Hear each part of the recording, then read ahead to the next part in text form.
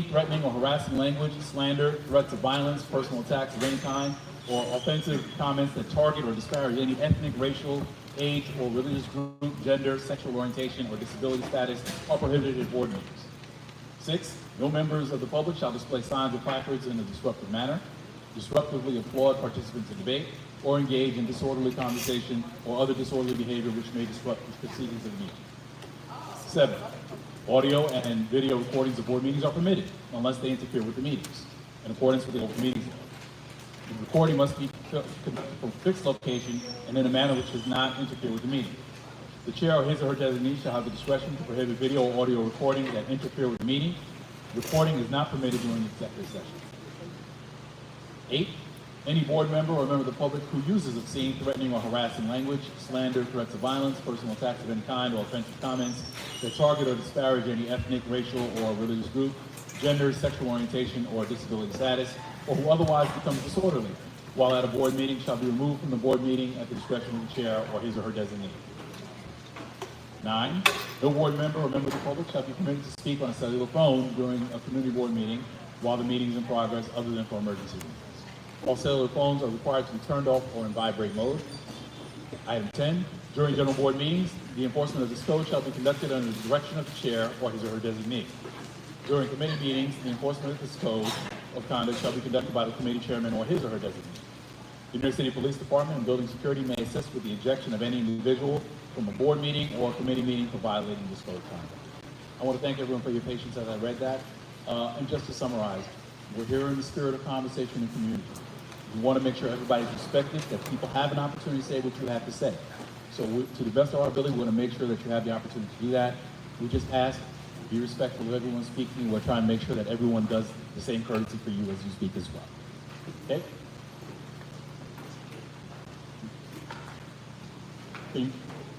I'm sorry? Is that better? Yeah. My apologies. I'm sorry about that. Okay, all right, so we are now going to item 2. Application for the New York State Liquor Authority. This evening we have an applicant from 1107 Nostrand Avenue Corp., located on Nostrand Avenue between Midwood and Maple Streets. Do we have the applicant here with us this evening? Okay, can you please come up? Just give you already spoken to the committee. If you just give us a brief 2-minute description maximum of the establishment, tell us about yourselves. Good evening, everybody. My name is Claudia Smith. We're here to represent Allen's Bakery Bar and Cafe, open for approximately 2 years now. We've been in the community though over 60 years with Allen's Bakery. The bar is open on Thursday through Sunday, and so far we've had no problems. Everything has run smoothly for the last 2 years.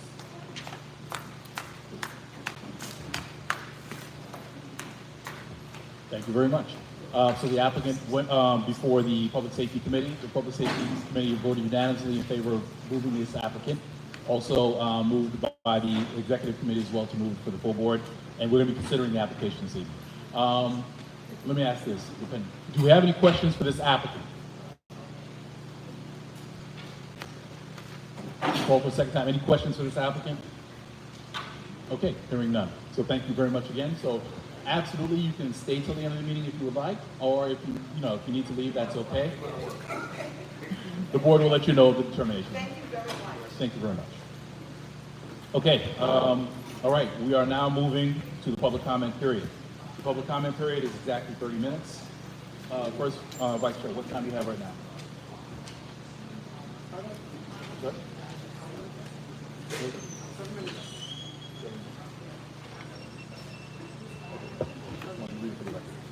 7:19. Thank you.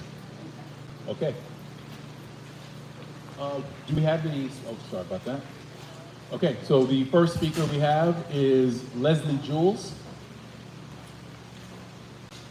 Do we have Leslie Jules?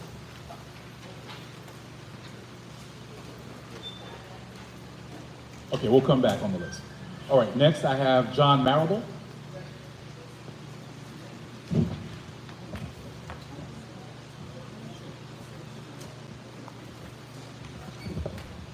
Good evening, everyone. All right. I'm Jonathan Marable from Brooklyn Chamber of Commerce. Just wanted to let you know about our free resources that we are offering. There's the New York City Small Business Resource Network. We started during the pandemic. The Chamber has been around since 1918, but this specific initiative started in October 2020, basically to bring resources to the businesses themselves. So we've been doing outreach throughout Brooklyn, visiting businesses where they are, and working with them one-on-one to ensure they receive the resources that they need, or at least assist them in the process of doing so. So we have some flyers about it, where there's a QR code to go to our website. They're over on that table over there. And if you want, I can give you some as well, so you don't have to make that trip.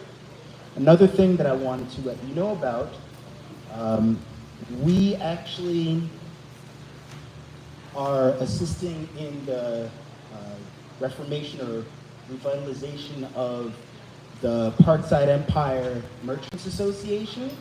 And so one of the things that we have coming up is a series of cleanups. So there's one this Saturday, April 26th, meeting at Dr. Cutts. Desmond, he's the president of that Merchants Association right now. So we'll be meeting in front of his place on this Saturday from 10 to 12. And then there's another cleanup May 31st. There are flyers for that over there as well. And if you want me to send information about either of these, feel free to hand me your card or just contact information. I can get it to you. All right? Thank you very much. Thank you very much, Mr. Marable. Okay, next speaker we have, and I apologize in advance, this is Hugo Van, is it Henner? Sorry?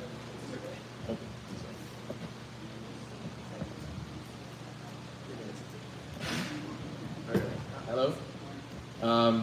Okay, so never been to one of these before, so I wanted to check it out.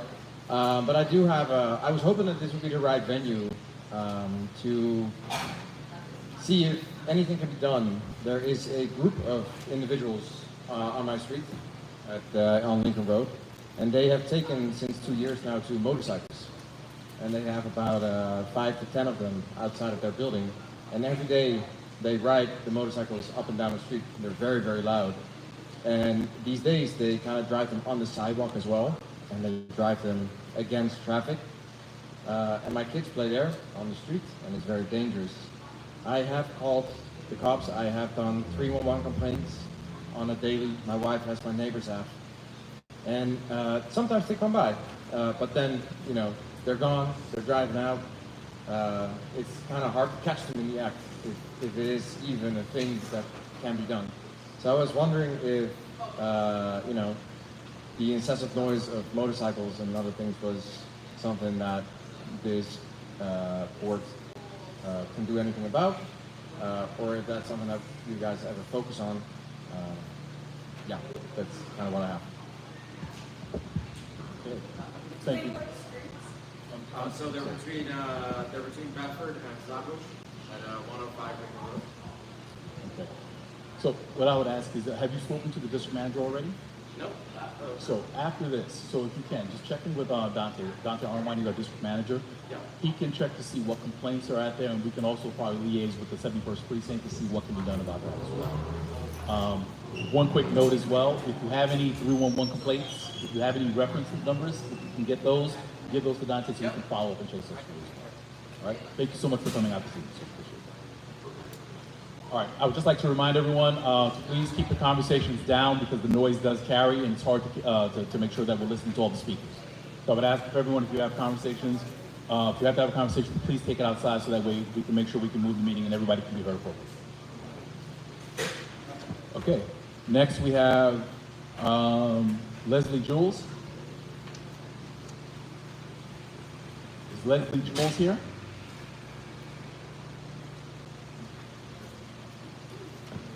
Okay. All right, next speaker is actually Alicia Boyd, and she just walked outside.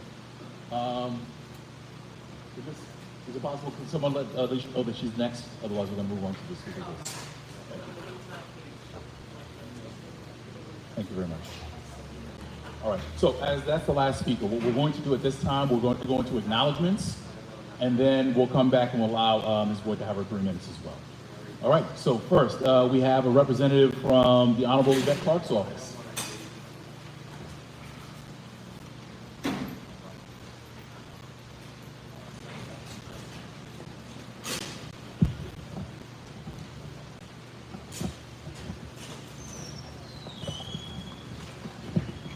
Good evening, everybody. My name is Ellie Slavin. I'm community liaison for Congresswoman Yvette Clark. First and foremost, we have a lot of information of what's going on in DC. Clark.house.gov. You have there where the Congresswoman's positions are on different laws that's being admitted to the introduced to the Congress. Also her comments, letters, and where we have our events. I just want to mention 2 events coming up. One is tomorrow, Wednesday, April 23rd, 3:30 to 5 p.m. at Brooklyn College Library, Woody Tango Auditorium at 2900 Bedford Avenue. You can either call our office 718-287-1142, 718-287-1142, or ours would be on the QR code, which I left here, flyers on the table. Now, the other event is we have a congressional art competition from children in our youth in our neighborhood. So we already have chosen the winners. The 9th Congressional Art Competition Award Night will be Thursday, April 24th, 6 p.m. at Brooklyn's Children's Museum, which is at 145 Brooklyn Avenue. Again, you have the RSVP on the QR code or calling our office 718-287-1142. There's something that I mention at all of our meetings because that's something that's really, besides the immigration, Veterans Affairs, people who are traveling. Passports are very, very important that you check your passport, make sure it has 9 months of validity.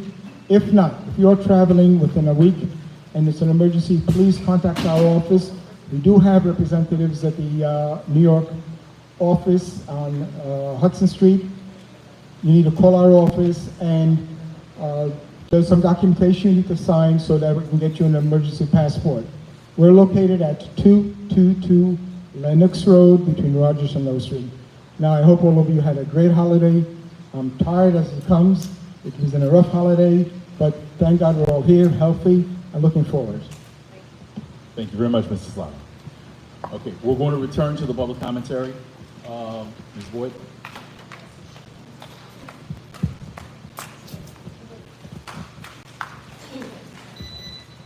Everybody wants me to speak, isn't that nice? My name is Alicia Boyd. I represent MTOP, the Movement to Protect the People. I'm here because I'm really concerned about a proposal that's being placed in the community to do a community-based plan. What most people don't seem to understand is that there's only 2 ways in which a community can be rezoned by the Department of City Planning.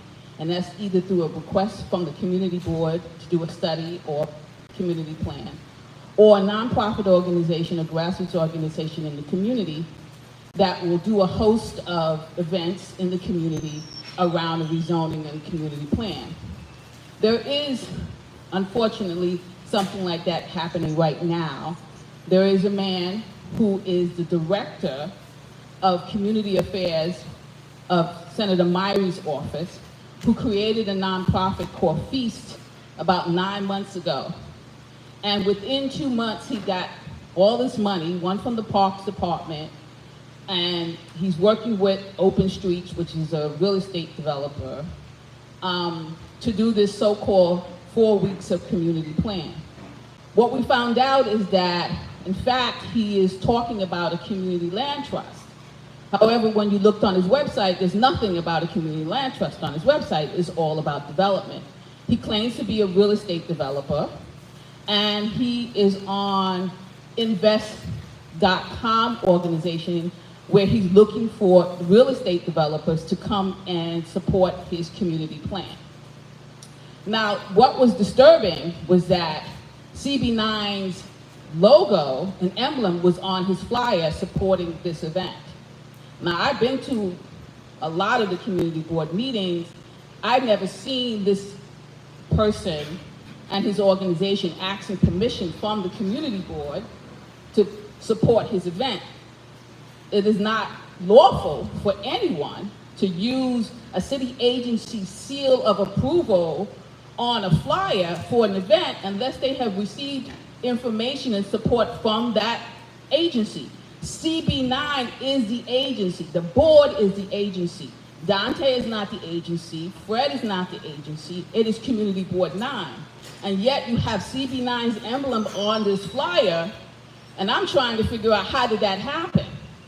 Because now you have someone who is claiming that CB9 is supporting this community plan, 30 seconds left.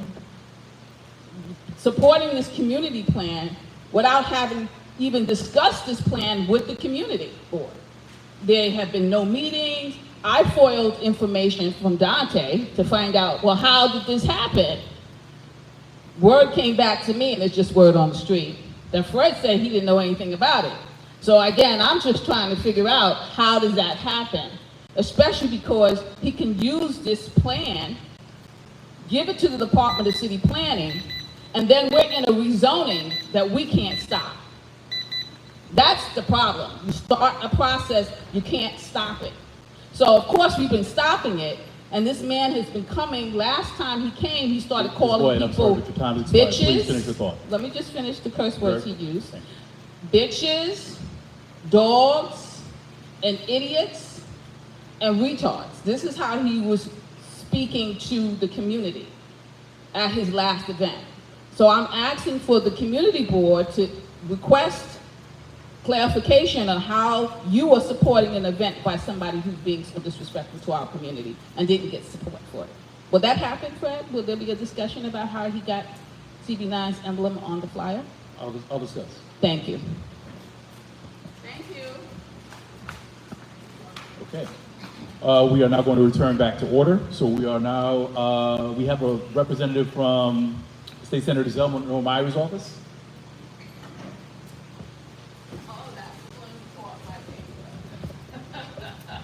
I would ask if you could please make sure that we sound so we can hear all the speakers. Hello, I am the Director of Constituent Affairs over at Zelma Meyer's office, just around the corner on Nostrand. I'm really here, constituents. If we could please be silent. Sorry, If we could please be silent while we're speaking, please. So Portia's usually here. I'm not usually at these events, or this one particular, but Portia is at our community resource fair down at the Lennox Baptist Church. So she does say hello. And I'm mostly up here just as a reminder that we are over here in the neighborhood at 1077 Nostrand Ave. Our office number is 718-284-4700 if there's any issues or any support you need with state agencies. I don't love public speaking. Thank you very much. I would like to remind everyone, please, no yelling out, please, okay? Only when understood. Then you can ask her towards the back, please, but please do not disrupt the meeting, so this way we can move. Thank you very much. Okay, we are now going to move on. We have a representative from Councilmember Darlene Mealy's office.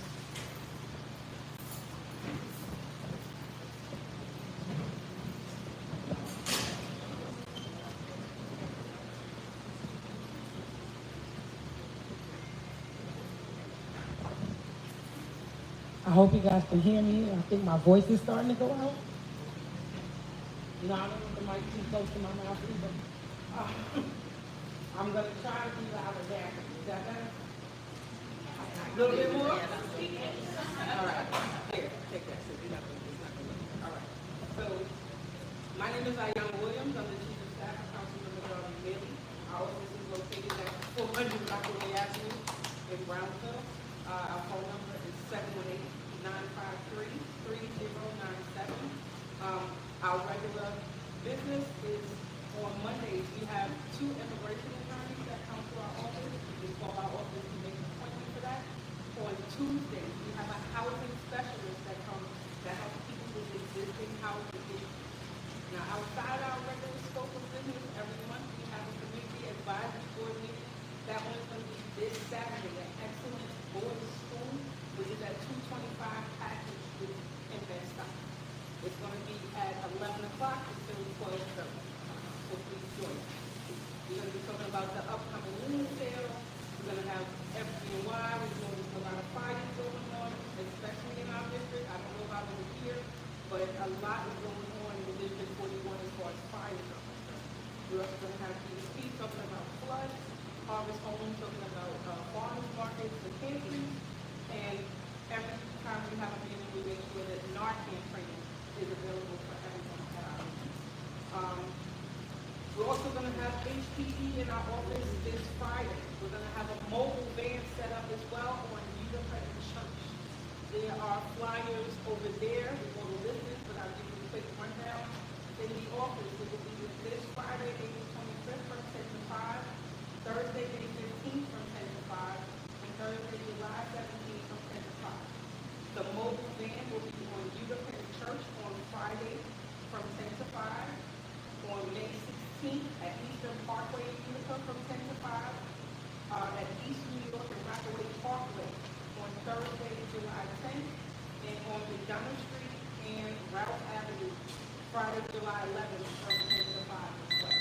So they'll be addressing affordable housing, they'll be addressing understanding how to file complaints for housing, how to register your building if you're a building owner, any problems that you have as far as financing for repairs to your home, and a whole bunch of other things. Aside from that, we're also having a lien sale outreach. We're going to have two. One on May 5th is going to be our daytime session from 10 a.m. to 1:30 p.m. It's going to be at Calvary Fellowship Annual Church at 790 Hudson Street. We're going to have a second one on Thursday, May 8th. That's going to be our PM session from 4 to 7. We don't care if you live in the district. Don't let it like it now. There's a lot going on as far as, I know weed theft is real. These things are getting people put on the youth sale, the lack of taxes, campaign violations rolling over, water bills rolling over, whatever it is.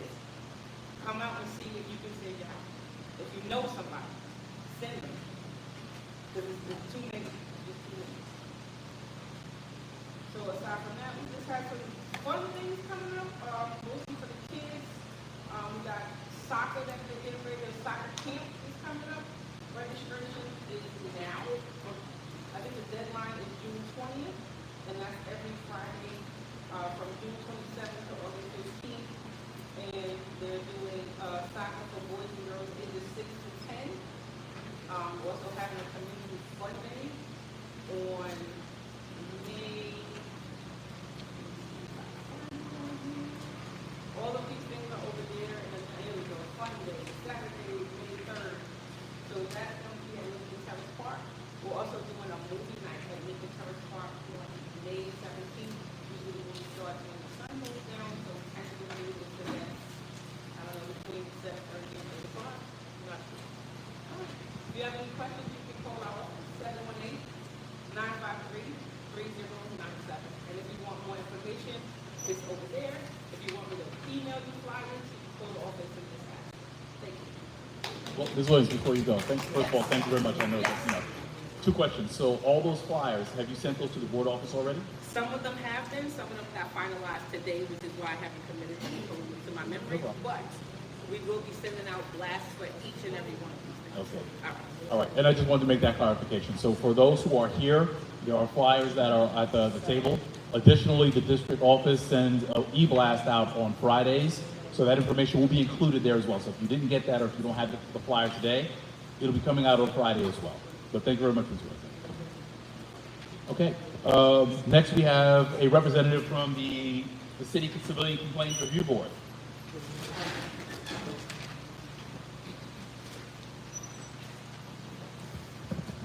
Before you start, just one final call. Are there any other representative? Okay, 1, 2. All right, so you come on up when you're. All right, go right ahead. Great. Good evening, everyone. My name is Venus Scantlebury. I'm Brooklyn Outreach for the New York City Civilian Complaint Review Board. Thank you guys for having me. I don't come often because I have 18 community boards to go around. So glad to be here. I'll be really brief. We are a city agency that independently investigates, mediates, and if necessary, administratively prosecute allegations of police misconduct. So our jurisdiction is force, abuse of authority, discourtesy, and offensive language, as well as racial profiling, bias-based policing, and sexual misconduct. There are many ways that you can file. You can file online, on our website, our hotline. All of that information is on the table because I cannot remember the hotline number. But you can also file by direct messaging us if you see something on social medias. And also, all NYPD precincts are required to accept CCRB complaints if you feel the need to go to a precinct and file. But you can file by just the first three. I can just share some brief announcements. Last month, our agency testified to City Council at the public safety budget hearings, and we spoke about our needs. Interim Chair Mohammed Khalid and our Executive Director John Darsh. So we thank our City Council reps for hearing our budgetary needs so we can continue to do this amazing work with civilian oversight of police. Lastly, I'm outreach, so if there's any workshops that I can do, like Know Your Rights workshops for schools, community centers, tabling, any way that I can work with CB9 and also any of the stakeholders here to give civilian oversight information, stop and frisk, know your rights, all that stuff, please reach out to me. You can connect later, or I can just provide my cell phone number that I'm best reachable at, 917-742-4098. Thank you and have a great rest of your evening and happy spring. Thank you very much. Okay, at this time, we also have a representative from the Brooklyn Borough President Antonio Reynoso's office.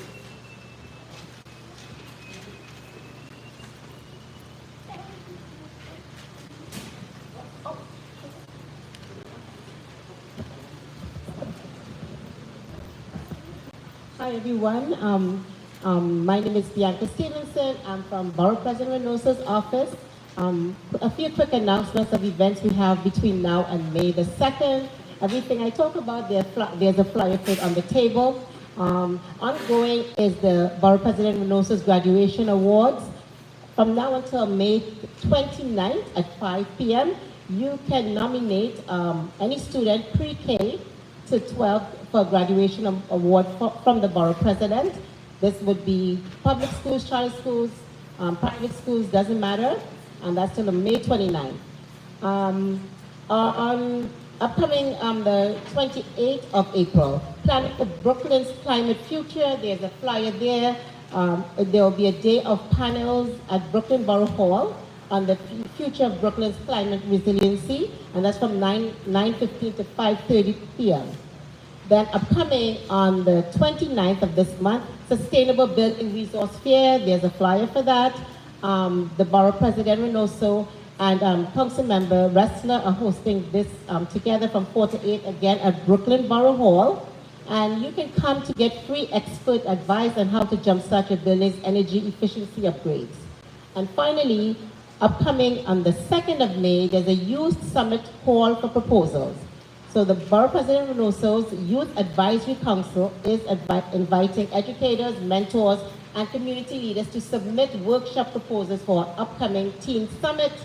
The event empowers teens through engaging sessions focused on personal growth, mental well-being, and life skills.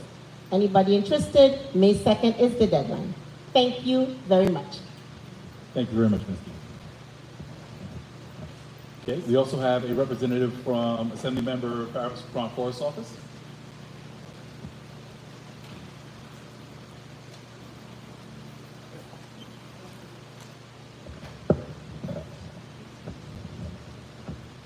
Hey, good evening, everyone.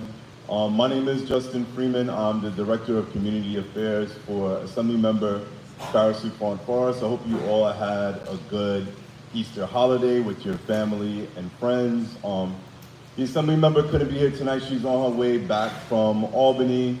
She's fighting for the Treatment Not Jail Act, also known as the Treatment Court, well, officially known as the Treatment Court Expansion Act, which would expand treatment courts from Brooklyn to the rest of the city. and also I think expanding just funding for this court. And so what this does, people when they first interact with the incarceration system, it increases their recidivism rate. So you can imagine the impact that it has on people with mental health issues. And so the goal is to get people with mental health issues to avoid the incarceration system and to get them the help that they need, especially considering that right now prisons, more than 50% of people incarcerated have mental health issues. And these are the things that we see throughout the district on a day-to-day basis, people that we're interacting with or trying to connect them with services. So down to the district level, one of the things that I always talk to people about, whenever you're doing an event, we're tabling, doing some form of outreach, I ask them, are you a rent-stabilized tenant? Do you know if you're covered by good cause eviction? Do you know your rights as a tenant?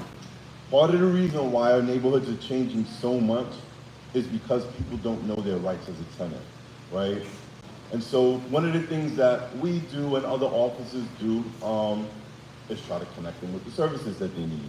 So our office, we do a tenant empowerment legal clinic every third Wednesday of the month from 9 a.m. to 2 p.m. We allot space in our office where you can take up a 30-minute appointment, speak with a tenant lawyer, and talk about issues like repairs, getting a new lease, understanding if you're a rent-stabilized tenant.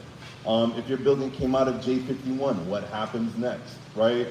And from those cases, we look at them not only as individual cases, but we ask them, hey, are you interested in organizing your building? Does your building have a tenant association? Do you have a WhatsApp chat in your building? Do you guys have WhatsApp chats in your buildings? Really important. So I'll leave these flyers just over there. I also have some flyers on how you can get in contact with our office. My number, if you want it, 347-314-4076. I really care about housing, mental health, all kinds of other things. Reach out to us. We can see if we can help. Thank you so much. Thank you very much. All right, let me do this. Final call. Any other representatives? Anyone else? Seeing none. Last but not least. Good evening, everyone. My name is Julia. I'm with the Office of Adult and Continuing Education with District 79. Okay. Glad to see all of you guys out supporting your community.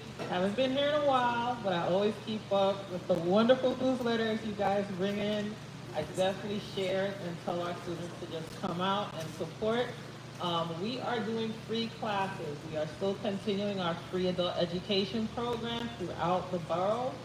In particular, we have night classes for English as a second language and also GED. This is job hiring season, so having that high school equivalency is still important in the workplace, and we want to encourage our neighbors and friends who have not completed that level of education to go back and finish and achieve their goals. And we have flexible class schedules, both in the evening and daytime, for adults who want to go back and finish. So for the summer months, we're going to start July 10th. We're looking to start a new GED class on Parkside Avenue, and we also have one on Empire Boulevard out the way. But it's free regardless of immigration status, and it's open to all New York City residents. I will leave flyers. I have a multilingual one, and as well, if you call this number, you actually do speak to me. So if they have any academic questions, especially folks that may have gotten their certifications overseas, they want to see how they can enter the job market here in New York City or the U.S., I'll be happy to answer any questions. In terms of just how our schools are doing, we are supporting our students with Know Your Rights workshops, job workshops. So our adult students are getting that information as well. So I'll keep it brief. If you have any questions or concerns, my email and phone number is on this slide. Thank you. Thank you so much for that. Thank you. Okay, and I really want to underscore, thank you so much. I'm glad we're finishing on that note as well. It's really critical as well because I think the city's been doing a number of activities around hiring, and I know that there are jobs where I think they might have even reclassified them where you have needed college degrees where now you only need the high school. So, especially for our neighbors, please make sure we're letting neighbors know this is an opportunity to get your high school, your equivalency diploma, so that way you're eligible for these jobs, so that way you can actually get a decent living wage. All right, thank you so much for that. Really appreciate that. Okay, and with that, we have completed our public session. I want to thank all the speakers. I want to thank all the representatives. I want to thank all those who participated as part of public commentary as well. It's important that we have that feedback because that helps guide the board in terms of understanding what the issues are and some of the conversations that we need to be having as a board. All right, at this time, we are now commencing with the business session. Madam Secretary, ready to call the roll? Good night. Abdul Makber. Nicholas Almanar. Fred Baptiste. Present. Kat Bichello. Suki Shaw. Kendall Christensen. Oh, no.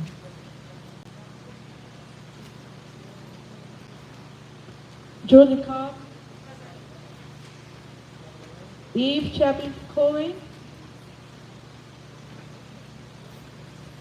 Sol Ferry.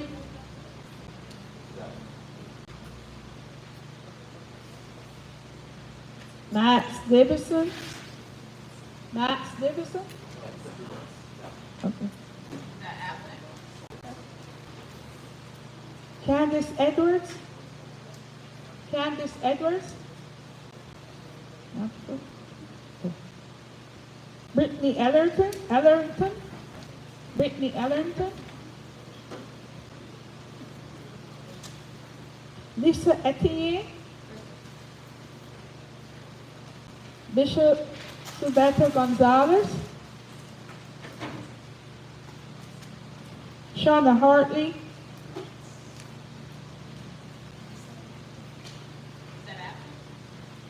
Yeah, she's not. Rob Herbert. Absent. Yusuf Kursoff. Volney Joseph. Renisha Labari. Yeah.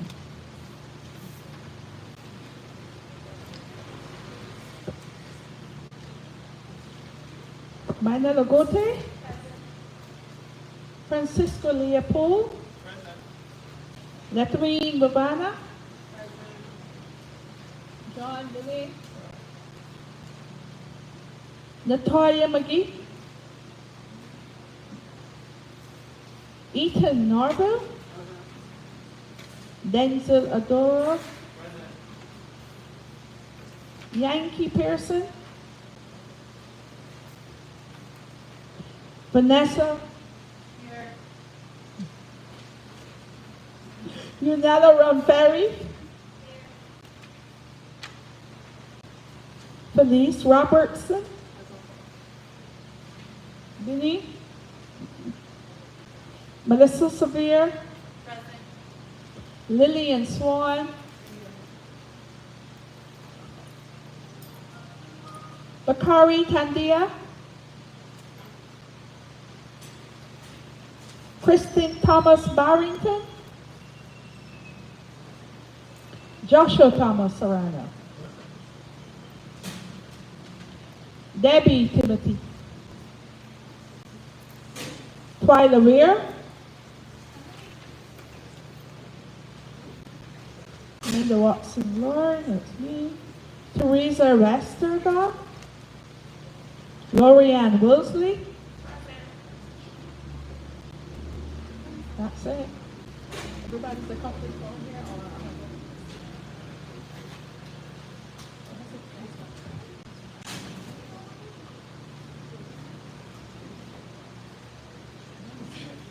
All right, is there anyone who did not hear their name called?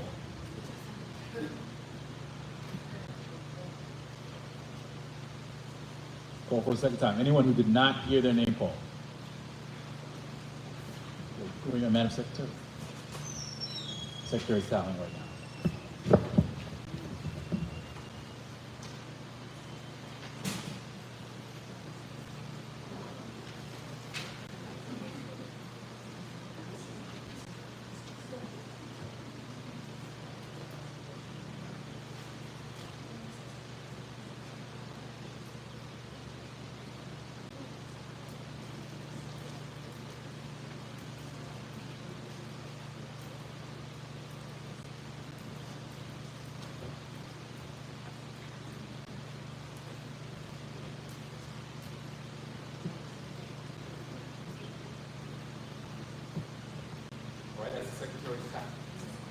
As the Secretary's tallying, I would just ask for board members, if you haven't done so already, please review the minutes.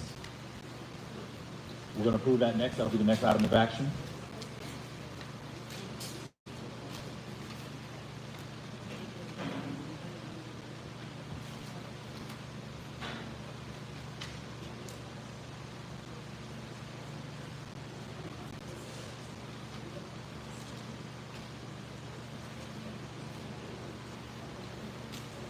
Well, I'll tell you what, as we are waiting, she wasn't here earlier. Portia, do you want to address the board very quickly?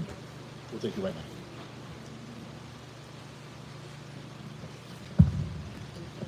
Good evening, everyone.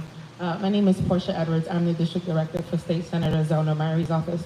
I believe my colleague was here earlier, and I just wanted to address a couple of things. When we come to this meeting, we are very respectful. We are very kind. We help the community that we need to. And so for my staffer to have to call me out of a community event that we're putting on to help immigrants in another location because of how she was treated here, I think it's absolutely disrespectful. Ma'am, I am not speaking to you. Please do me a favor and keep your comments to yourself. I remind everyone of the order of the day. Ms. Edwards is speaking. I remind everyone of the order of the day. Ms. Edwards has been given the floor. Thank you. Okay. Go ahead. Again,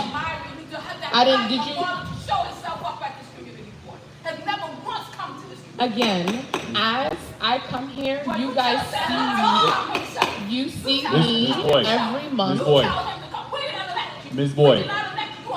Ms. Boyd. Again, Ms. you Boyd. see me every single month. Ms. Boyd. We are respectful. We're not disrespectful.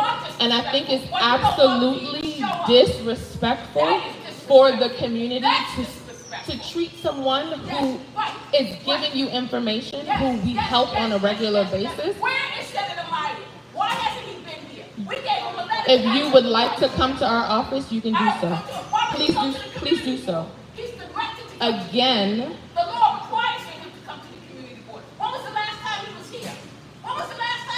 like I said, do me a favor and just continue, if you can, to be respectful. Again, there are people in this community who don't respect themselves, and so they cannot respect anybody else. And so I just wanted to make it very clear. Do me that favor. We give utmost respect here, and that's what we expect back. Now, it's not easy. Clearly, it's not easy, the work that we do, but just now, we just finished our Immigration Resource Fair at Lennox Road Baptist Church. It was from 4 to 8 p.m. And so, for those who came, thank you very much. We absolutely appreciate it. And to all of the organizations that came out to represent. Ms. Edwards, I understand. If we could just complete the point. For those who came out and the organizations who came out to our Immigration Resource Fair, thank you so much. We truly appreciate it. For anyone who needs help in our office, our number is 718-284-4700, and my email address is pedwards@nysenate.gov. Okay? Thank you very much. We truly appreciate it. To those who don't respect our office, that's okay. Like, it's fine. This is why, unfortunately, this is why CB9 can never get anything done. And we know that. Well, I'll challenge that. I will challenge that. We get things done in CB9, but I will say this. I want to extend. I do want to say this. Well, but it doesn't stop the show. It does, but it doesn't stop the show. But let me say this. I do want to extend my apologies on behalf of CB9 to your staff member. And thank you very much. Thank you very much. All right. Madam Secretary,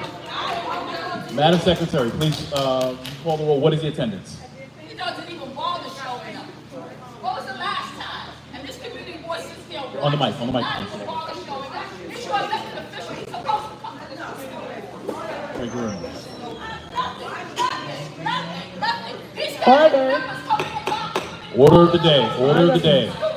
The board is in order. The board is in order. Order. The board is in order. Thank you very much. I would remind. Okay. We are in order. This is it. We are now in order. We are now in order. We are going to continue. We are going to continue with the business of the board at this time. We are going to continue with the business of the board at this time. The secretary has announced 24 present, 19 absent. 18 absent. We got a quorum. We have a quorum.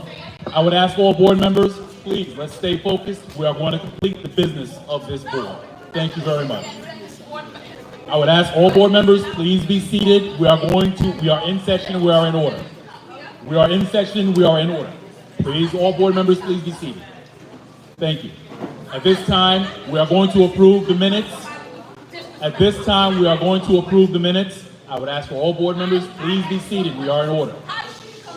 All board members, please be seated. We are in order. We're in order. We are in order.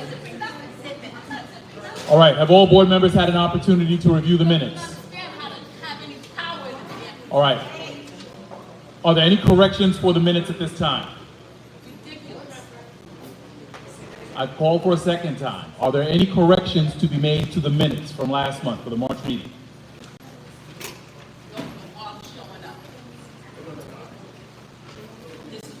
All right. Is there any objection to adopting the minutes by common consent? Any objection?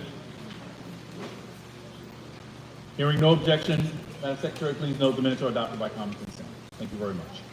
At this time, we're going to go into committee reports. The committee reports have been submitted, have been written, and have been submitted. Are there any chairs at this time that have urgent announcements only? At this time, urgent announcements only. Okay, hearing none. Any action items will be voted on? Sorry? Good enough? Go. Good evening, good night, everyone. Francis Services. The 29th of this month, next Tuesday, there'll be a resource fair right in front of Assemblyman Cunningham. So please come in. It's for housing. And then also June 11 on East New York between Albany and I think the junction is Kingston.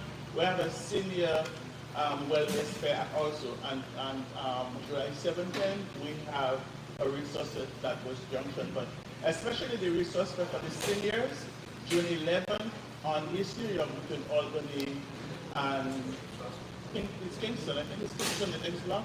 Kingston, yeah. So please invite any persons in your neighborhood, the seniors, the older adults. Please have them to come out because we will have yoga and different agencies coming to bring information for them. So please invite them. Thank you. Okay, thank you very much. Are there any other chairs with announcements, brief announcements? Okay, thank you very much. So that concludes the committee reports. Just as a reminder, the process for the board is the committee reports are all provided in draft. What all the committees are charged with is when you go to your next committee meeting to please make sure your committee reviews and approves those minutes. Once they've been approved, those will be posted. Those are the official record of the committee. All right, so whatever's in draft is for informational purposes at this time, subject to final approval by the committees. All right, at this time, we are now going to go to the district manager's report. Okay. Good. All right, good evening, everyone. All right, so the New York City Office of Technology and Innovation, OTI, is pleased to announce the release of a public infrastructure request for information, an RFI. The RFI invites feedback from a wide range of interested parties to help OTI determine the best use of public infrastructure in support of the advanced and equitable availability of critical telecommunication services and the city's broader digital equity goals. Responses received will help inform possible future RFPs, requests for proposals, and other solicitations. Responses are due by 5 p.m. On May 30th. So that was sent to the Environmental Protection Committee, so they will likely be discussing that moving forward. We did receive a notice that PS3 75 Jackie Robinson Middle at 46 McKeever will be going through some work. The scope of work includes roofs, parapets, and exterior masonry. This project will begin shortly. They didn't give a specific date when it will begin, but it is expected to be completed in the summer of 2026. Due to the nature of that work, all activities will take place after normal business hours.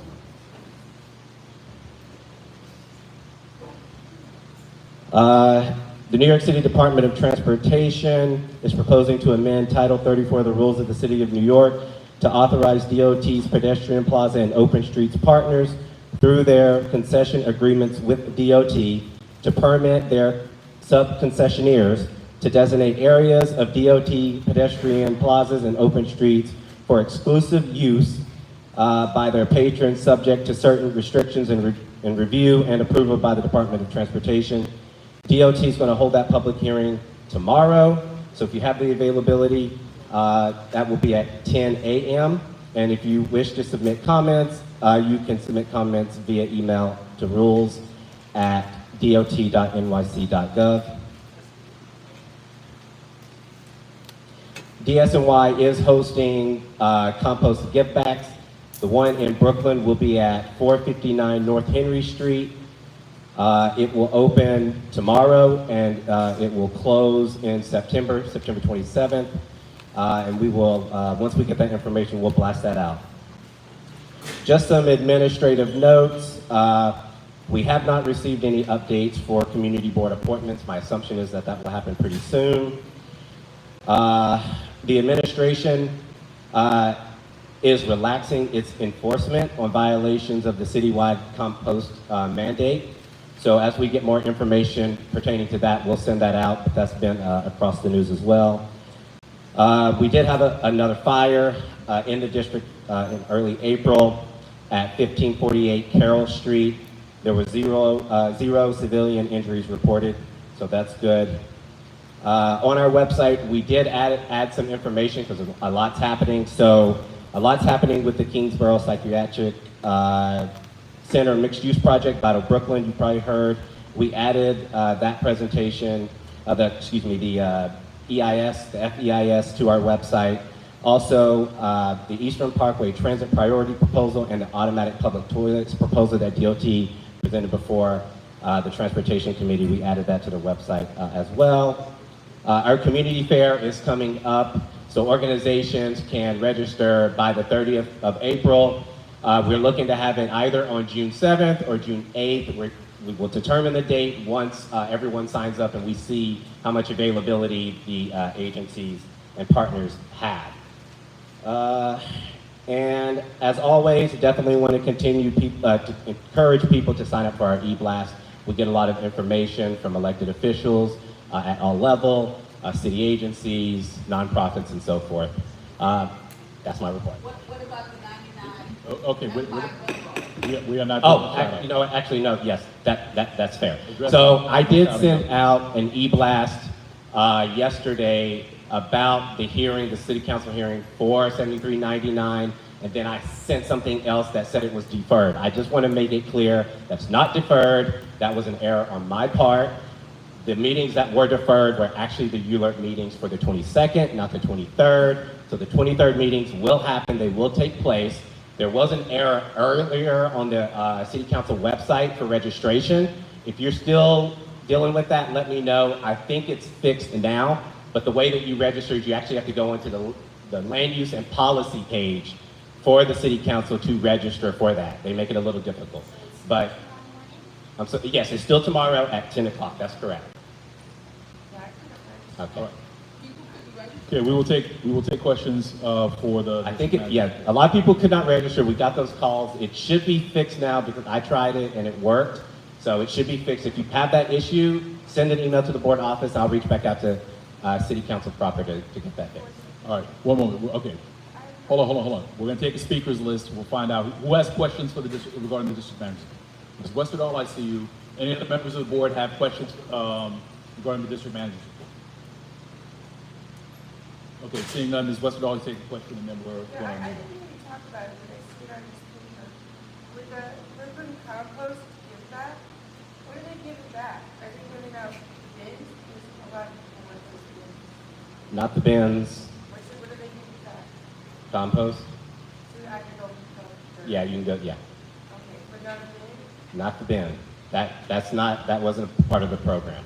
But if I see that, I'll make sure to blast it out because I know people want it. Yeah. Okay.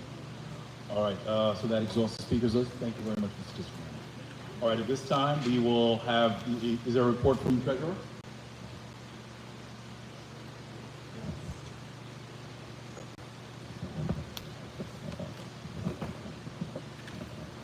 Good evening. Good evening, everyone. Just a summary of where we are on the budget so far. The current modified budget is $410,647. Of that amount, we have $25,704.69 encumbered, and the actual expenditures so far are $294,572.67, and uncommitted is $90,369.64. Just a reminder, our fiscal year ends shortly. Thank you. Okay, that report is for informational purposes. There are no action items at this time. Actually, we may have one action item. Are we allowed to ask questions? We can. Hold on one second. Not an action. Okay, that action item's under the that's under voting, so we'll get to that when we get to that. All right. Any questions for the treasurer? We'll take a speakers list. Ms. Cobb, I see you. Hold on. Any other questions for the treasurer regarding the report? Seeing none, we will take the question, Ms. Cobb. Can you get the mic? Bring a mic over to you.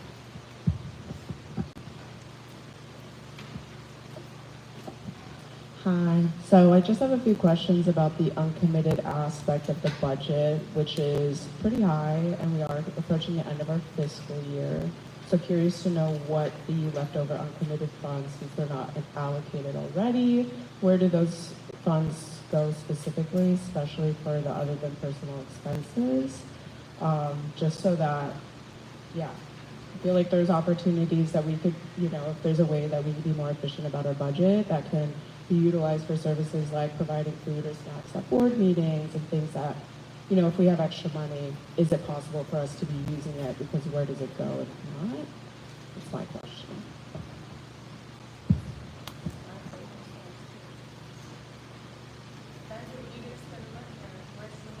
Well, let's do this. Let's do this. Let me answer this portion, and then, Madam Treasurer, if you have anything else to add, and Dante, we may need you to jump in with this as well. So the understanding is, with a lot of the funds that you see there, they are not encumbered yet, but they're expected expenses that are going to go up against it. For example, we're going to have to pay staff, obviously. There's rent expenses that are going to still accumulate and accrue. They don't charge them until they accrue. That's going to happen. There's certain equipment rental that happens also as well. So that number is going to come down significantly. But I will leave it to the treasurer and the district manager if there's any sense of if there's any excess. The one thing that we're going to be voting on as well is that there's going to be a charge for the community fair that's coming up. So there is going to be some budgetary items with that. but I will defer to the treasurer of the district manager. Are there any other items you forecast?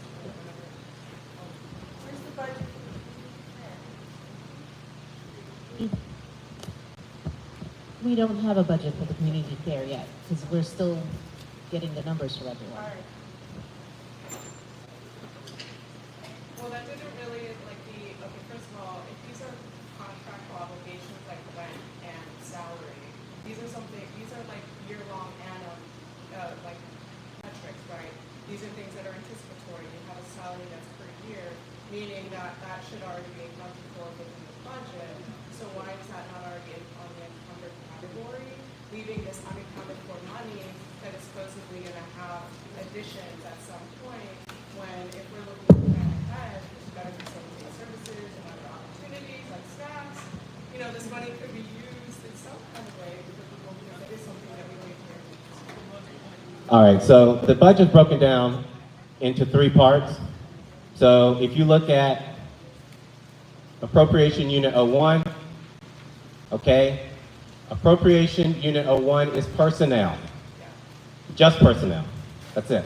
All right, if you go below, you see 002, that's your everyday expenses for the board office, everyday expenses. 003 would be rent and facilities, okay? In 001, the large numbers are going to continue to decrease because we are going to continue to get paid, hopefully, right? So if there's excess, what I will do early is to look to see how much, which will be very soon because we're coming up on the end of the fiscal year, to see how much that is, see if there's anything we're running out of, what else we could buy before the next year so we don't have to pay for it next year, that kind of wiggle. I will say this without getting into much detail. As someone who believes, and I believe I understand public budgeting, it's good to have a cushion. Our staff is union. I'm not. So I have to prepare for increases whenever they may take place, okay? And so the board has to be ready for those things. So there's always going to be a little bit of a cushion, but if not, like if we get to the end of the fiscal year, which would be like, let's say June 1, and it's looking like, hey, we need to buy some stuff, like we'll buy stuff and we'll bring down the budget. It'll be like your everyday things, paper, pencils, those sorts of things, so we can just drop everything down. The last thing I'll say is this, is our board office lease ends September 30th of this year. I am working diligently with DCAS to find us a new space that's large enough so we can hold meetings in our office, so we don't have to find space. So as that continues to happen, I'm gonna try to use the budget so if we get a new office, we get new computers. Like, I'm trying to be smart with it. So as that moves along, things are going to happen. But yeah, that's kind of where we're at with that. I mean, but I will bring this up, and I respect everybody's work, and I don't want this to come across like you guys do not get paid what you deserve. But there are shorts, like if you look online, as a public official, your salaries are available. There's still at least $20,000, at least in 2024, that your budget for personal services are not necessarily equating what the budget is stating. So again, these are situations where we're having money that's not being allocated to other services that could benefit our community. So how do we have accountability in that, transparency, and also more future projections and efficiency so that these things can be done? Absolutely. So one of the things that we created was the budget request form for committees. So ideally, committees would come up with things and then say, hey, this is what we want to do. This is how much it's going to cost. I look at the budget. I say, hey, we can do this, or no, we can't do this because of procurement law. Like, we can't use government funds for those things. Those sorts of things. And then boom. So yes, if the board wants to do things, we have that capacity. I'm not just going out willy-nilly to spend money. I'm not interested in that. So yeah, if the committees plan things, the board plans things, we can handle those things. I believe that we can handle those things financially. And there's going to be additional information that's going to be coming out as well, to the point that the district manager made. Some of that money that is in there can be rolled over to other activities as well and things. So it's like depending, we had to spend a few $1,000s to replace the gate on the office at one point. $10,500 for the treasurer.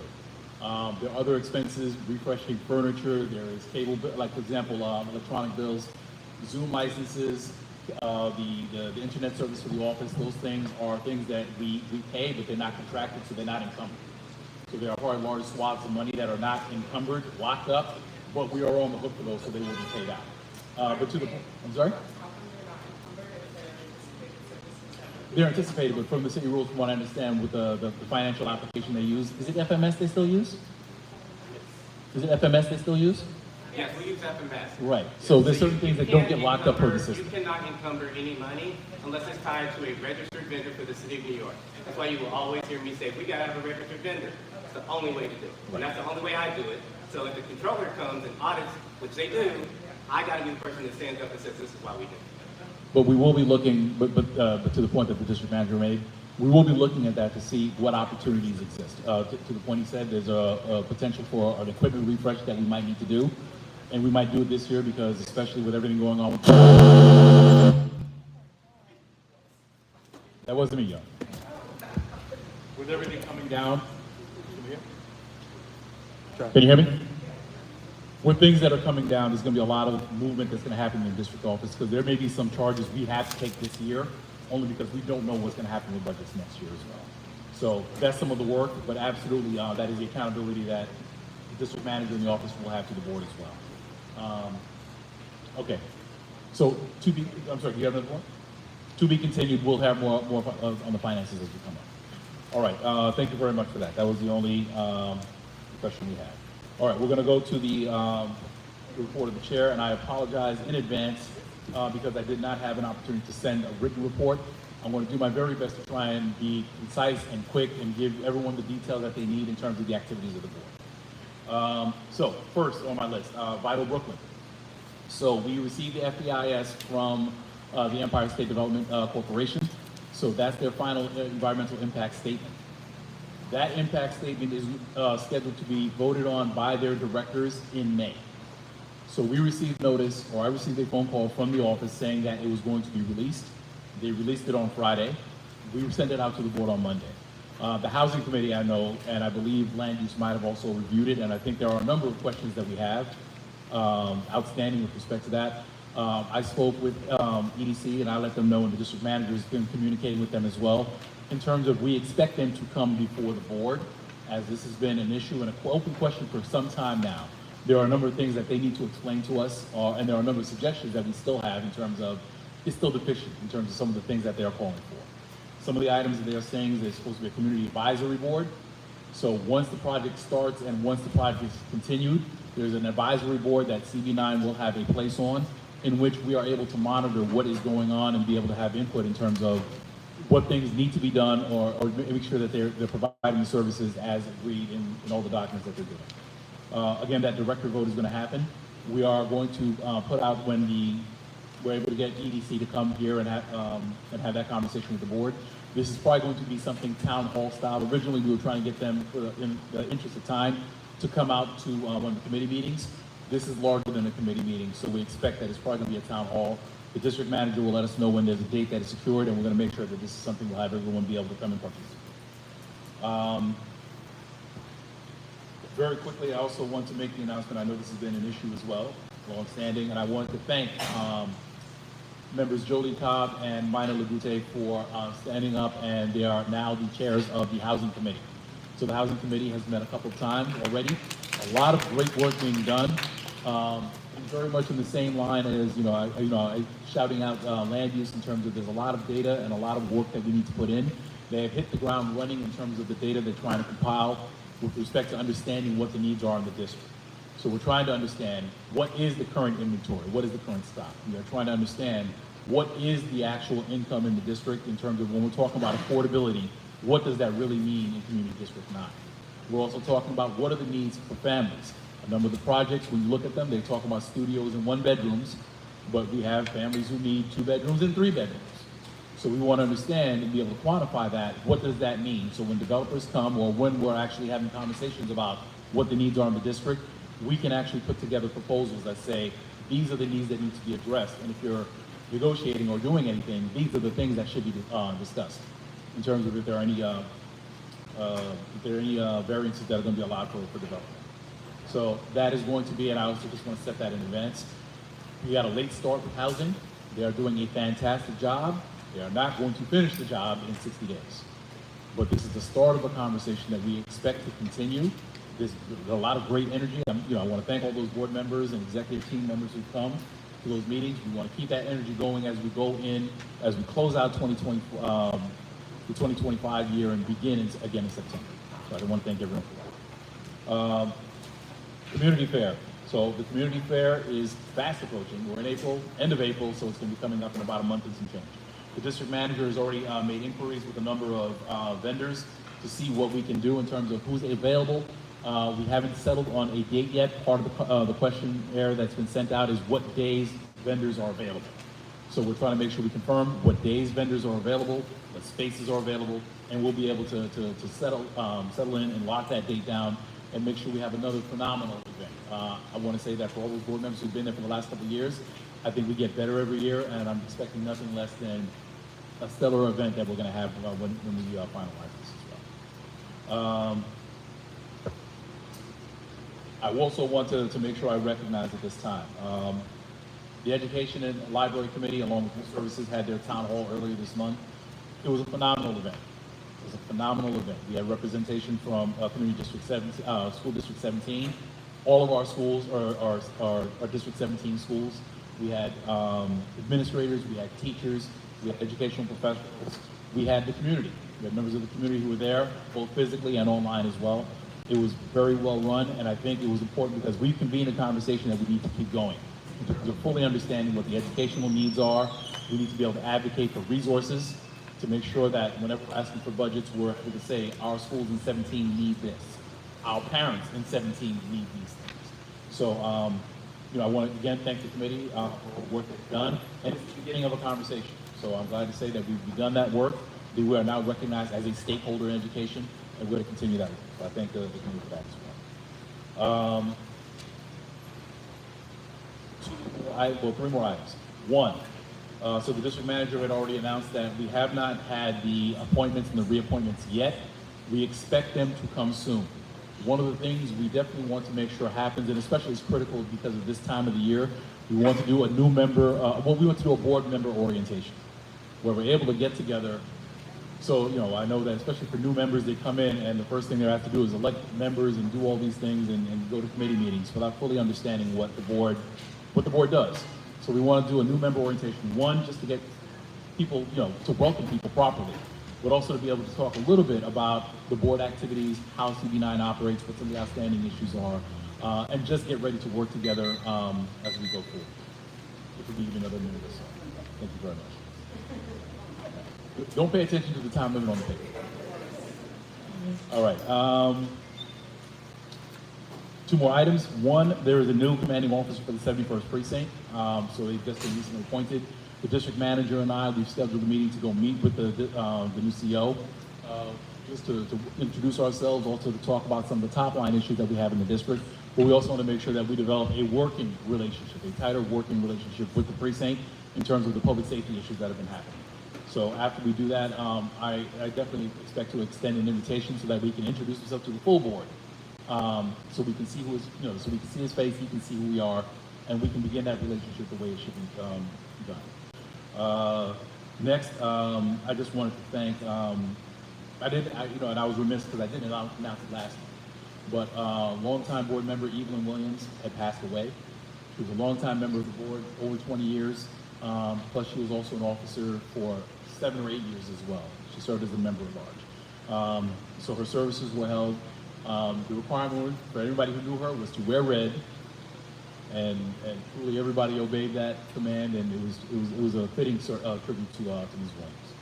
So I wanted to thank all the board members. It was important that we were all there, that we honor those people who contribute to the district as well. So I thank everyone for that. And there are definitely conversations about ways to appropriately commemorate her service. So we are going to be having conversations in terms of how we do this as well. So we'll be providing updates as things develop with that. Last, I'm going to introduce this, and we're going to discuss this actually when we get to the voting session. I'm sorry, I'll announce it now because we are going to go to this in the next item. No, let me stop there. As this is going to be the next item in terms of nominations, I'll discuss that there. That completes my report, informational purposes. I will take questions. What about the logo? Okay, I said, yeah, I said I'll discuss with the district manager, so let me discuss with the district manager. You didn't mention anything about how City Manager got. I haven't discussed with the district manager, so when I have had that discussion, I will be able to report out to the board. Thank you. You didn't have that. I was here and I said on the mic, I will discuss it. Thank you. All right, are there any members who have questions regarding the report? Call for a second time. Any questions with regards to the chair's report? Yes. Are you going to print it out? Yeah, no, I will have it written up and it will be distributed. Understood. It will be written up and distributed. Yes. And again, my apologies for not having that sooner, but we'll make sure that it is created and distributed. Thank you very much. Okay, all right, so we are now going to go into our special orders, the nominations committee. So, per the CB9 bylaws, we are now in election season. Per the bylaws, we have our election process starts in April, culminates with elections in June. The way it works is that first we are going to this month impanel a nominations committee. The nominations committee consists between 5 and 7 members. Between 5 and 7 members, well, actually, this is interesting because it's the way the bylaws read. It's an odd number between 5 and 7, which means it's either 5 or 7. But we are going to do that this evening. We are going to impanel the 5 members. To give a preview of what is required, that committee, once impaneled, will meet. They are going to elect a chair. Once they've done that, they are going to divide the responsibilities. The first responsibility is to make sure that they reach out to the board to canvass any board members who are interested in running for office. The qualifications for running for the board are that you have to be a board member for at least 1 year. So if you are newly appointed, they will not be qualified. Board members who are currently sitting, if you've been reappointed, or if you're not up for reappointment at this time, you are eligible to run. The other qualification is also attendance. So those will also be checked in terms of if there's substantial attendance issues, you may be disqualified as well. But that is the work that the committee is going to do. They're going to do the canvass. They will identify those members who wish to run. They will create a report which will be given at the May meeting. Going into May. May, they will be on the agenda. They will provide that report in terms of those members who were contacted. They'll let us know what their process was. At that time, we open the floor for any other members who have reconsidered, or if they weren't contacted for any reason, they will have an opportunity to run from the floor, or to announce that they wish to be nominated. Their names will be added to the ballot again, as long as there are no issues in terms of qualifications. Once we have closed the nominations in May, that's it. You are not allowed to, by our bylaws, you are not allowed to run from the floor in June. In June, we will actually have the elections. That'll be scheduled. That'll be part of the action item. We'll do that. And we will elect officers for next year. All right. All of our officer terms are 1 year. There is no incumbency. Everybody runs for the seat, so all 7 positions are open. Okay. If you have any questions about the positions, one of the things that will happen as part of the canvass is we try and send out information about the positions and what the responsibilities are. But we'll leave a channel in terms of if there are any questions about what's required, or if there's anything, we'll make sure we have that way to answer that as well. Okay. At this time, let me do this. Are there any questions with regards to the nomination process? Okay. Hearing none. At this time, we can take either 5 or 7 members who wish to serve on the committee. So we will take volunteers at this time. Anybody who wishes to serve on the nominations committee? Oh, this is not going to work out. Are there any members who wish to run for the nominations committee? Ms. Wolseley? Okay, thank you. We have Ms. Wolseley. Ms. Ron Perry, I see you as well.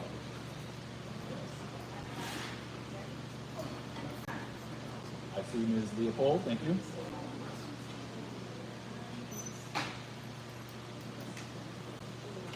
Okay, we need 2 more at least. Do we have 2 more? So I saw, was Debbie Timothy here? Oh, Ms. Severe, you gonna go? Thank you, Melissa Severe. No. You are allowed to vote. You are allowed to vote. You are allowed to run for an office. The only rule is, if you are on the committee and you are running for an office, at the time you are running for your office, you will have to move yourself in the election. So you don't take ballots. if you are, you have to recuse yourself at the time they are touching ballots.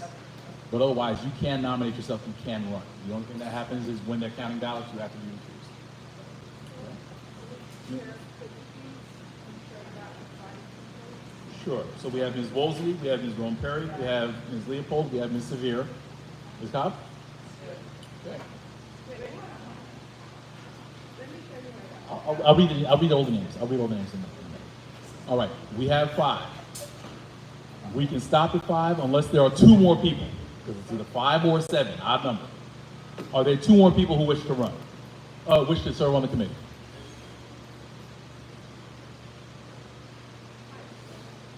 Ms. Timothy? Okay, we'll need 1 more then. So I have you on standby, so if we can get 1 more on that, we'll have a full count. Is there anyone else who wishes to serve? You said? We have 6. We have 6. All right. Well, we can start with this. Here's what'll happen. I know there are a couple of board members who served previously who are not here this evening.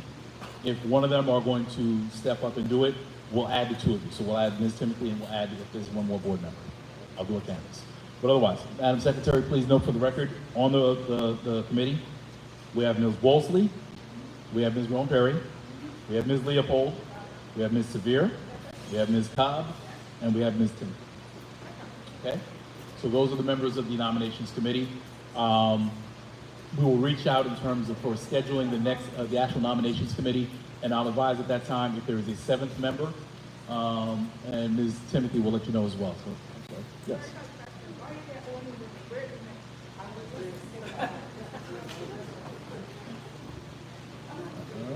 So, Mr. Norville, so we'll put him on. No, don't do it.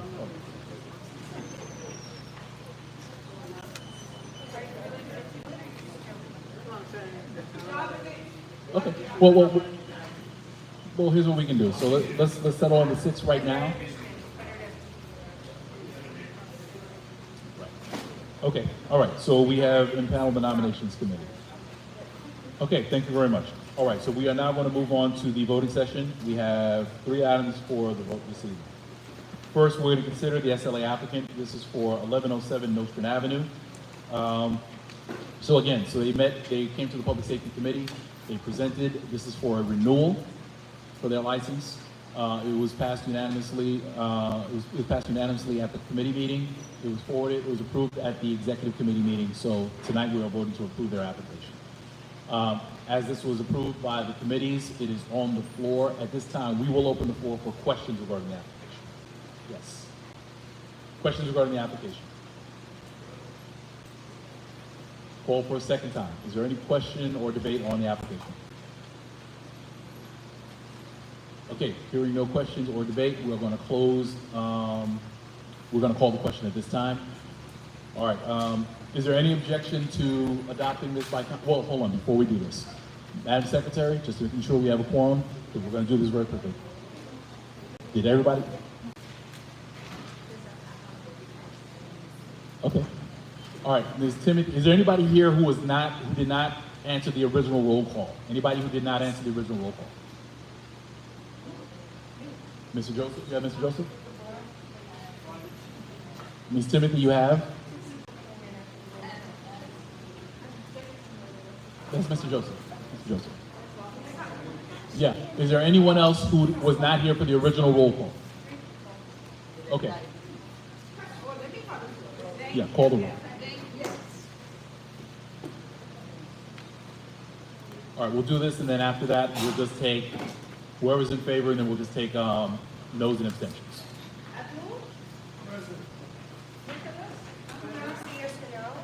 No. This is just roll call. You know, actually, this will be both. Okay. Yes, we're going to do it at the same time. We're going to call the roll. Vote yes if you are in favor, no if you are not. So this will be the roll call and the attendance. Go ahead.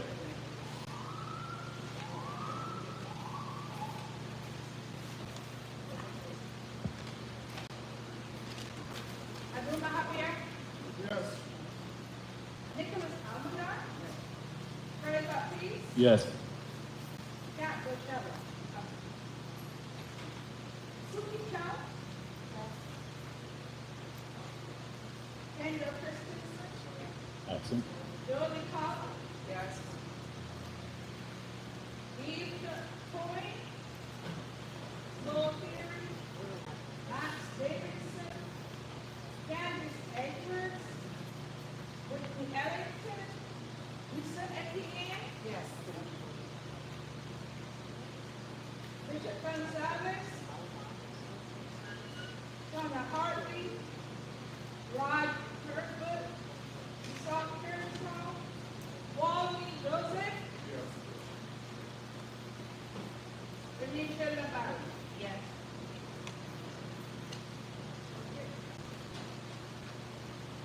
Brenda DeBuque. Yes. Francisco Leopold. Yes. Latrine Lavana. Yes. Enoch John McDarney. No. Latoya McGee.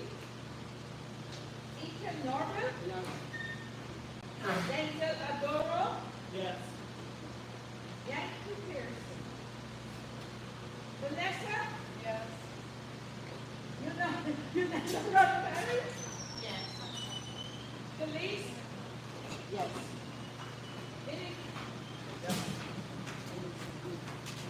Melissa Xavier. Present. Yes, yes, yes, sorry. Okay.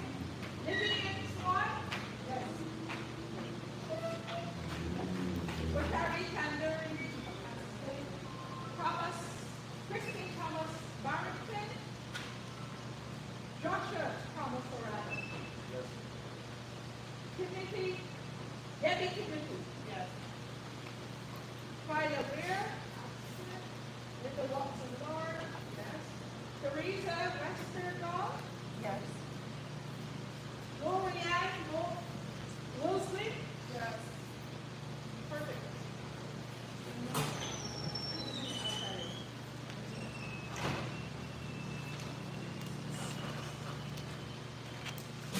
Okay. Well, it was unanimous. I heard all votes in favor. So, Madam Secretary, we can record this vote by comment. Can we find out what's the tally? For the record. 26.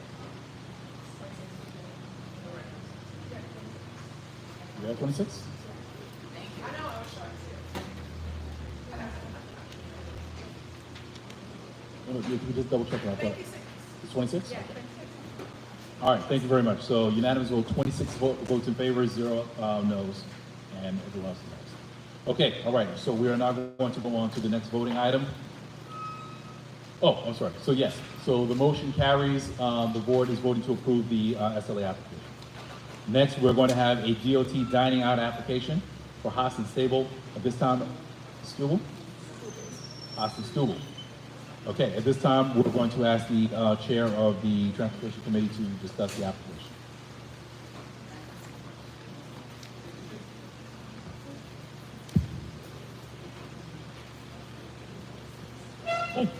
So House of Stubble applied for a sidewalk cafe. This is largely a recreation of what they've had in the past. It's nothing new, the application is. And it's mainly because they're conforming to the new requirement to apply for this outdoor cafe. And the committee found no issue with this. We were pretty pleased by the plan. We were pleased by the imagery and the space required around it. It seemed like it wouldn't hamper any pedestrian or any other type of sidewalk usage, so we voted to approve it outright without any comments on things like the physical footprint or existing curb use. We found that they had good existing conditions and good consideration for space needed around it. Where is it at? This is at 1184 Nostrand Avenue, so it's on Nostrand Avenue close to Fenimore. What is it, 4 Streets? Yeah, Nostrand and Fenimore. The German space, the bar. Yeah, it's a beer garden that's been there. I will take questions if there are any. All right, we're going to see, I see Suki, I see you. Any other members of Cobb, I see you as well.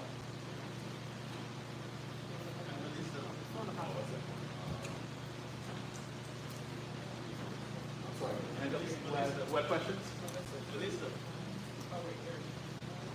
Melissa here. Severe, I have you as well. I have John, I have Cobb, I have Severe. Anyone else? Final call. All right, we'll close on Melissa. All right, Suki. So my question is what I've asked before with regards to these outdoor dining applications, and I'm going to ask it again. What are we doing about noise mitigation? This is open until 1 a.m. every night of the week except Monday and Tuesday, including weeknights, including Sundays. What are we going to do about noise issues? Well, that's a question I've answered before. Typically, because of the high turnover of these, since they have to reapply every year, we have a very regular and reoccurring chance to deny a new application for the same space if we're noticing that there were noise issues in the previous year. What? If they make noise, we say no next time. We have to reapply every year. And when is their liquor license up? Do we know that? Okay. Because one of my concerns is that we're now considering, we used to consider sidewalk cafe applications like holistically but now because of the DOT thing, we're only looking at the mobility issues, which is good, but we're separating the issues of like noise and other operational concerns to SLA. And so we're not considering everything, we don't have a chance to consider the whole setup, which is really what most community members are concerned about. I mean, this is a residential area, noise at 1 a.m. is just not acceptable. It's not an acceptable closing time every night of the week. Right. Well, this is similar because Sidewalk Cafe and the SLA, they both are kind of they're both they're related issues. They're both related issues, but the quality of life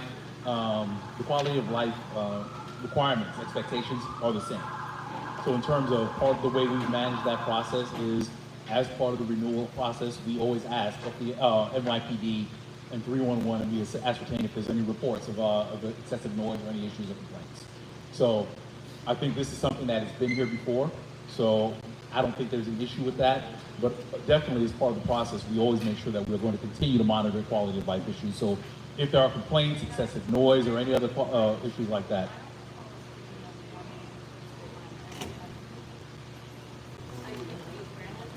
yeah, 1 a.m. every night of the week. I'm not sure. What did it say?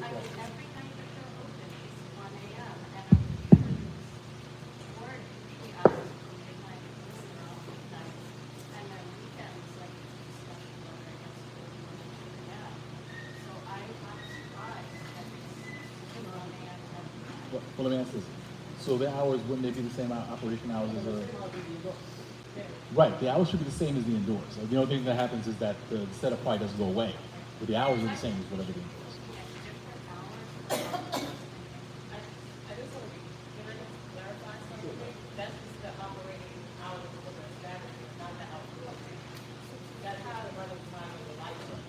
So just so everybody has, so the clarification from the office is, the hours are for the establishment, not for the outdoors. So that doesn't mean that they're going to be outside until 1 a.m. It means the establishment is until 1.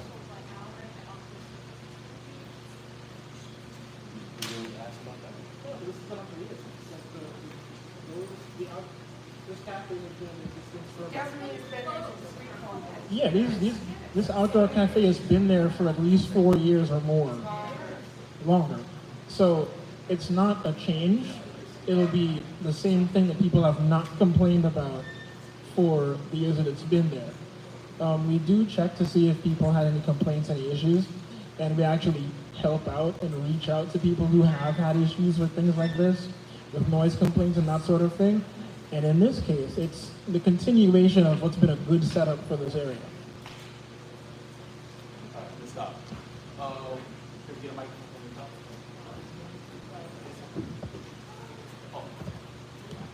Okay, so this is like my hospitality stuff. Most of the time, if your closing hours are 1, you're gonna start closing up at least an hour before, including kitchen, shutting things down. So one of the questions I did have was about maintenance and how the outdoor dining operates. Some things that I feel like should be questions or should be things that we are considering is, are these outdoor dining like setups gonna be staying? Are they movable? Like I do see on the application that they do have that it's lightweight, easily movable, but asking about those operational, like how they're going to go about the outdoor dining, I think is really important. And even, I know this is only for the 6 months, right? Only for the warm months. Yeah. So also the question I brought up last month was about enforcement and making sure that these places are operating within these guidelines. Have we followed up with DOT about how they're going to go about that, or if that's something that we're considering at all? So, yeah, thank you. Yeah, they're removable, and they have to be removed every November, if I'm not mistaken, and they can go up around March, April. So, yeah, the warmer parts of the year, including like the warmer parts of spring and fall. And as for enforcement, in most of these areas, DOT has done enforcement with the older, heavier, more permanent sheds from the COVID years. So they've done rounds of this before this program started. We haven't gotten an example of how they've done this since the program launched, because this is the first year's launch. But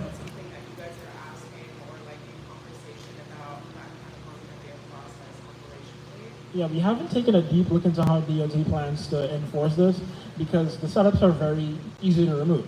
In many cases, they've been folding chairs or just, good-looking versions of portable furniture, as opposed to those really long-term heavy sheds that were put up back in 2019 and 2020. So these are easier to move, and because of that, we anticipate that people are going to move them without as much force as was applied to get rid of the older sheds. Yeah.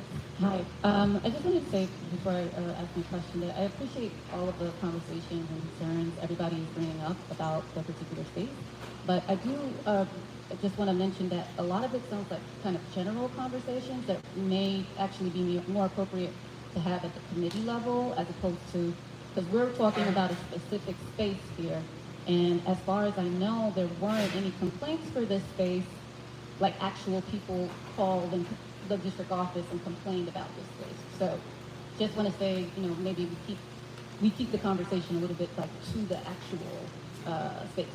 And just as far as the sidewalk space, I actually live around the corner from this space, and it's a pretty wide sidewalk street.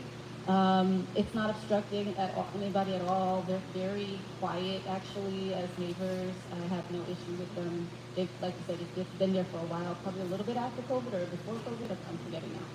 But yeah, my question is, do we routinely maybe like reach out to the precinct ahead of time and ask if there have been complaints about an establishment, if it's up for review? So that way, we're actually talking on specifics when we're talking about hours and stuff like that and noise, because as far as I know, we don't have any of those kind of complaints right now in front of us.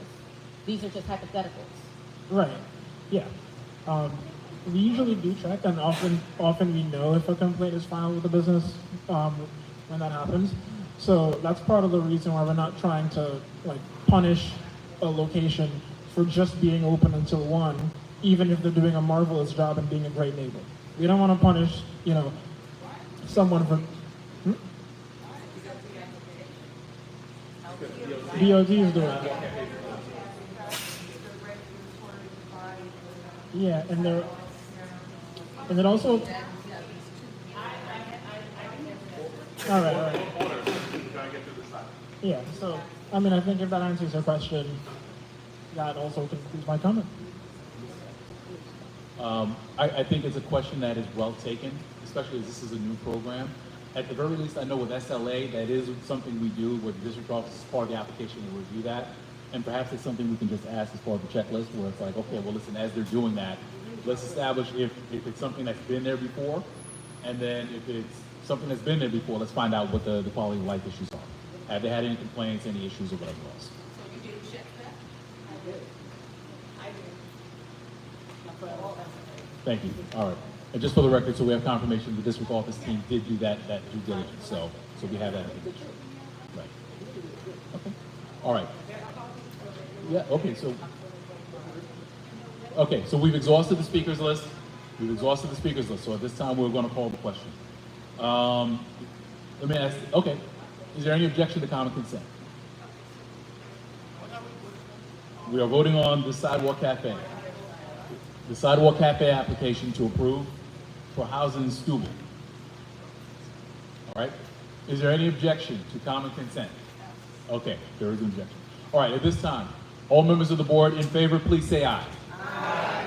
All right, all those members of the board who wish to object or wish to vote no, please say your name for the record. Madam Secretary, please note Suki Chan. Madam Secretary, please note Renisha Labari. Are there any other members who wish to vote no at this time? Is there any members who wish to abstain? Please note Joseph Boney Joseph. Boney Joseph abstains. All right, any other members who wish to abstain at this time? Okay, hearing none, the motion carries. Thank you very much. The application is approved. All right, next item we are going to vote on, the next item we have is for the 2025 Community Fair budget.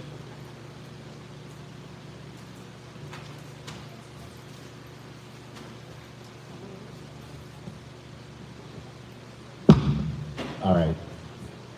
Okay, so basically, last year, the proposed budget for the community fair was, I think, $5,000. Most of the expenditure for the community fair is for the tables and chairs, and that number does fluctuate depending on how many vendors, people that we have come to the fair. So this year, I mean, we didn't spend the $5,000 last year, so the budget that I had prepared was $4,000 for this time around. But yeah, that's where we're at, and that's where we're at.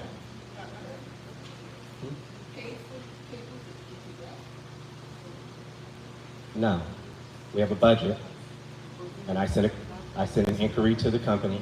I asked them how many tables and chairs. They sent back a quote, and that's where we're at. And I will wait until all the organizations have signed up, and then I will see how many have signed up, and then I'll reach back out to the vendor, and then I will change the quote. I just want, that's my sarcasm.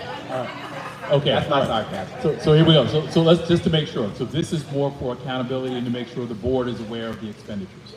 What I would probably recommend at this time, I think the board should authorize you for the $5,000. If you don't spend it, you don't spend it, and we'll figure out something else.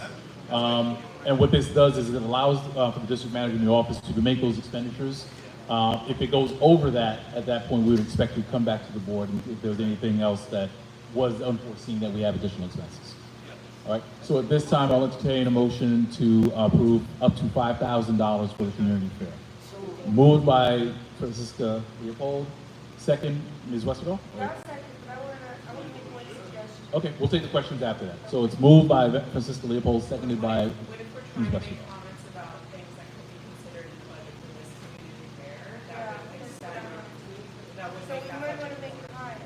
Because if we have an uncommitted amount that supersedes 5,000, we're talking about when we were at the community fair last year, it was bare bones.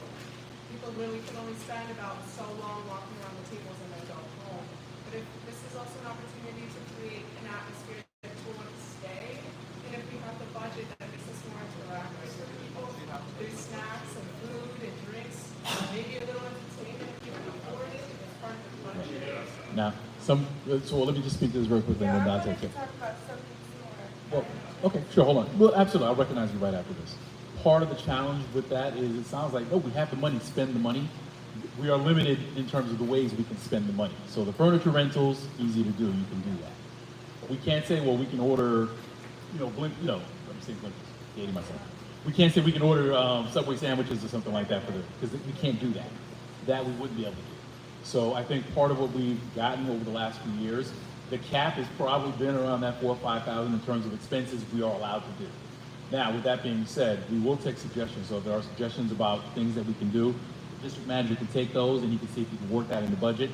what will end up happening is if we approve this budget, and again, if we find that there are expenses we can do and things we can do, but we're gonna blow past the cap. The district manager has the discretion to ask for that additional money, and we can approve that in May as well. So we can't do salaries, but we can do So what is the difference? No, I'm just using that as an example. No, I'm not saying, because you use that as an example, but you're essentially denouncing that this is an opportunity, but we've done it in the past. Should we just say 3 seconds? So I'm just asking, like, if it's an option on the table, why is it not something that we're considering? Yeah, I agree, but I want to make suggestions for some things that I noticed that we needed last year. Like we didn't have a good Wi-Fi signal. So we discussed getting a device where we can have our own Wi-Fi there so we could do what we wanted to do. We weren't able to do that last year. So. And we have that device, it's right over there, that's how we live stream. Oh, we got into that one. Okay, so.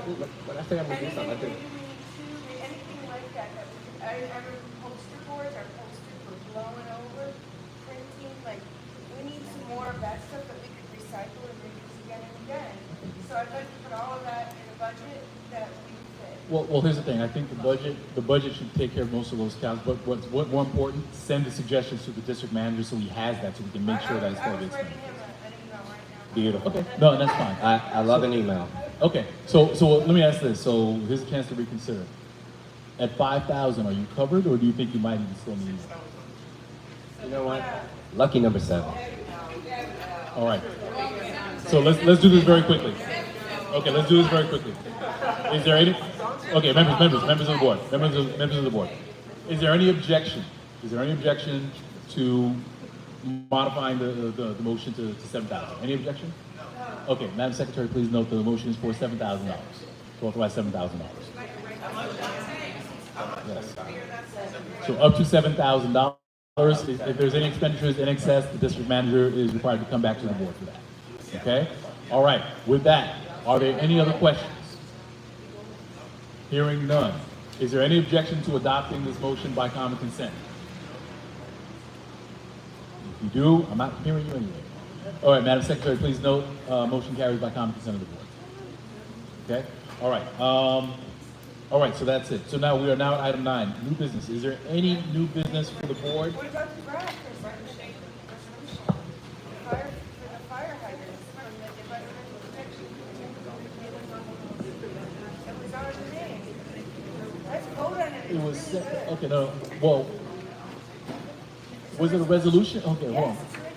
No, what I'm saying is it an action item or? Because we didn't put it on, what I'm saying is we didn't put it on the agenda. Was it an action item? We didn't, and that's what I'm trying to. Bear with us 1 second. 1 second. Is it an action item?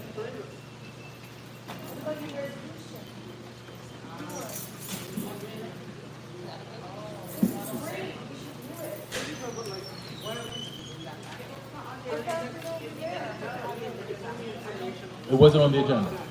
Okay, it is not on the agenda currently. Is this time sensitive? I think so. I think it's pretty time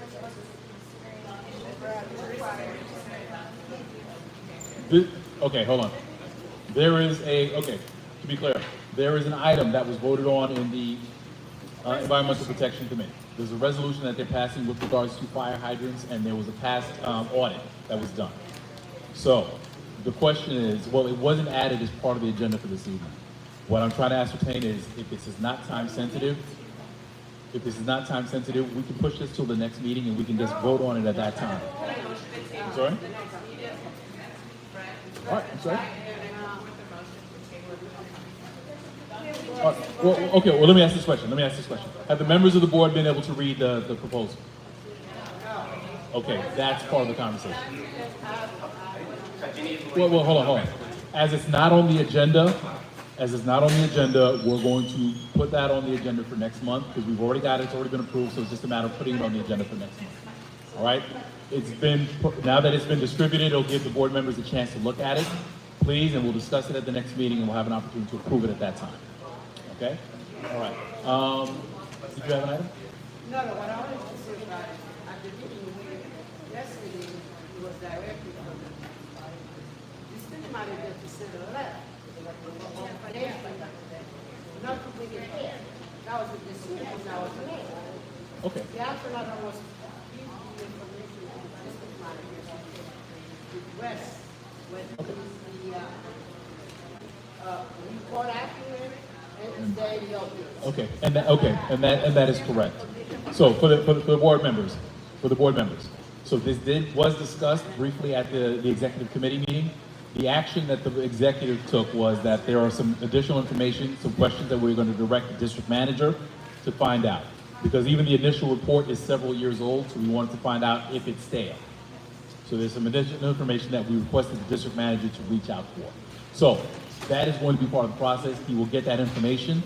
It'll go back to the committee so that way they have it. And if the proposal needs to be refreshed, we'll have that opportunity to be able to address that for next month.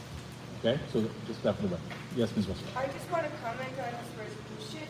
I saw it on the table and I was very excited to read it because in fact, this is related to fire hydrants and in other circles I've been moving in, there's been a lot of questions, especially pertaining to my neighborhood and Empire Boulevard, whereas there's been fires and the fire hydrants were not working.